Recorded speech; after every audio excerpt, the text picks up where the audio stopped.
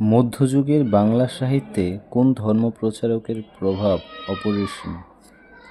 শ্রী চৈতন্যদেব। মধ্যযুগের বাংলা সাহিত্যে শ্রী চৈতন্যদেবের প্রভাব অপরিসীম। এদেশে বৈষ্ণব ধর্মের ব্যাপক সম্প্রসারণের মাধ্যমে তিনি বিপর্যস্ত হিন্দু সমাজে যে নবচেতনার সঞ্চার করেছিলেন, তার ব্যাপক প্রভাব ধর্মের সীমানা অতিক্রম করে তৎকালীন সমাজ ও সাহিত্যে সম্প্রসারিত হয়ে তাকে অমর করে রেখেছে।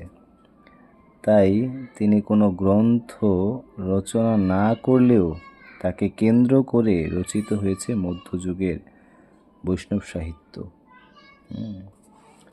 তো বিসিএস এবং অন্যান্য চাকরি পরীক্ষার্থী যারা পড়াশোনা করে তারা সবাই এবং এই সমাজের মানুষ শ্রী চৈতন্যদেবকে একজন সাধারণ মানুষ বলে বিবেচনা করেন এবং তিনি তাকে বিলিভ করে যে তিনি একজন মহান ব্যক্তি, একজন মহামানব। কারণ তাকে কেন্দ্র করে একটি যুগের সূচনা হয়েছে এবং এখানে স্পষ্ট লেখা আছে যে তিনি কোনো গ্রন্থ রচনা না করলেও তাকে কেন্দ্র করে রচিত হয়েছে মধ্যযুগের বৈষ্ণব সাহিত্য।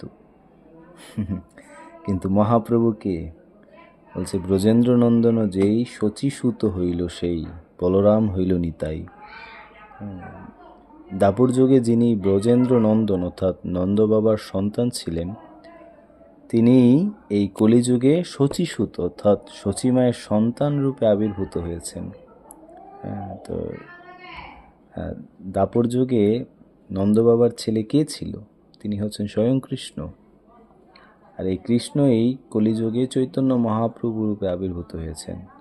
দ্যাট মিনস চৈতন্য মহাপ্রভু হচ্ছেন স্বয়ং ভগবান। তো এই যুগে এই সমাজের মানুষরা সেটা জানে না।